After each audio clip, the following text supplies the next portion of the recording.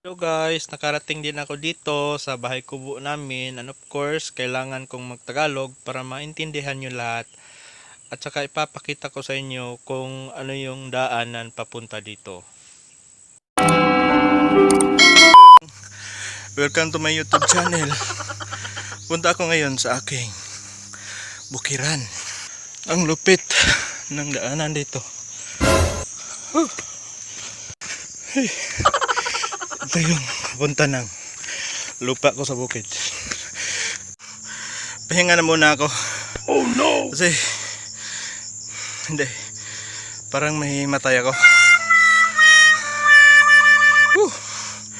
Grabe. Ang hirap maging mahirap. See you later. Lako, may multo. Siyempre nakarating na pala ako sa sementeryo.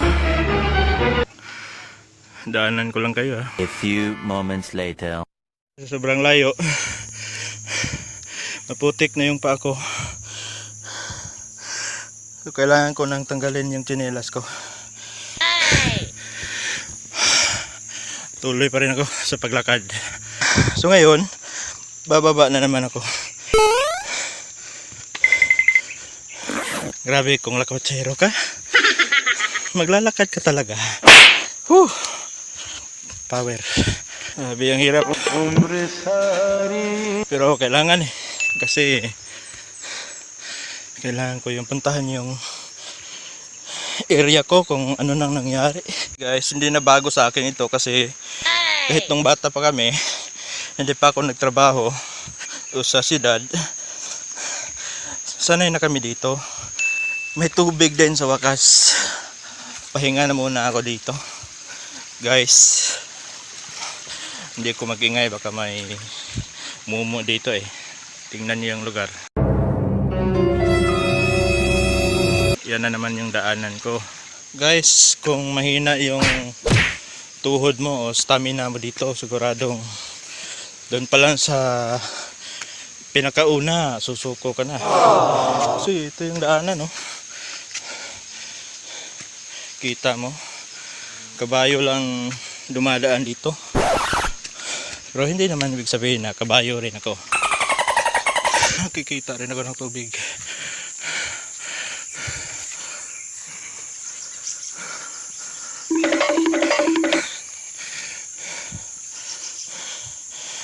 Inom muna ako.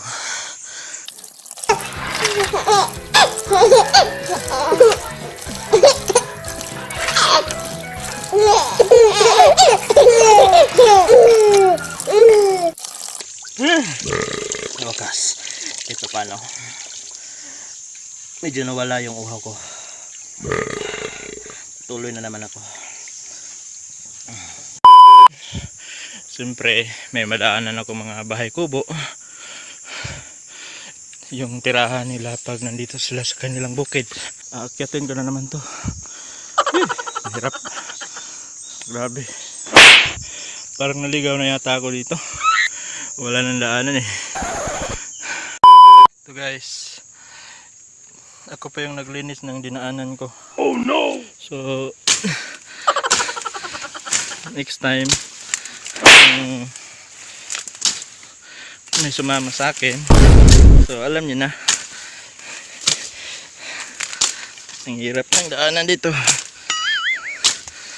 Kailangan ko lang mag video para mapakita ko sa inyo. Halos mataas pa yun sa akin yung ano bang tawag dito, hagunoy. So welcome. Malapit na ako karating sa aking pupuntahan. Kita niyan yung may mga puno ng saging. Ito yung lupa ko, lupa na wala namang lupang makikita. Puro damo. Pupunta muna ako sa aming bahay kubo. Uy, anong nangyari? Parang ninakaw yung ano namin dito. Bubong. Halos 2 oras akong naglakad. Pero kasama na yung pahinga. Continue lang talaga, kaya siguro mga 45 minutes. Okay guys, pahinga na muna ako dito. A few moments later. Siyempre, nakarating na ako dito. So, tapos na magpahinga. Kailangan ko nang maglinis ng aking mga tanim dito.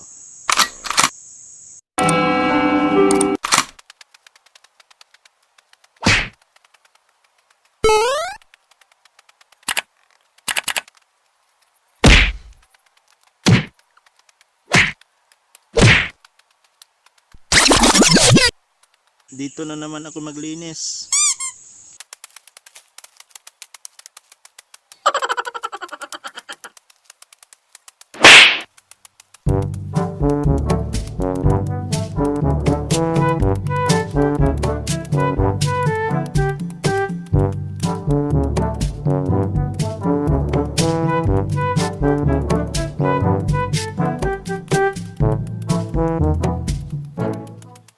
A few moments later.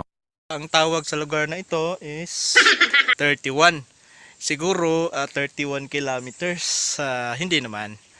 So, mga 45 minutes lang yung nilakad ko at to 2 hours. Ito na, pababa na ako. Downhill na naman tayo. Yun yung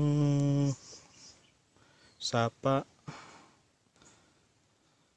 Tsaka dito ako dadaan. Guys, hanggang dito na lang muna ako. Please don't forget to subscribe.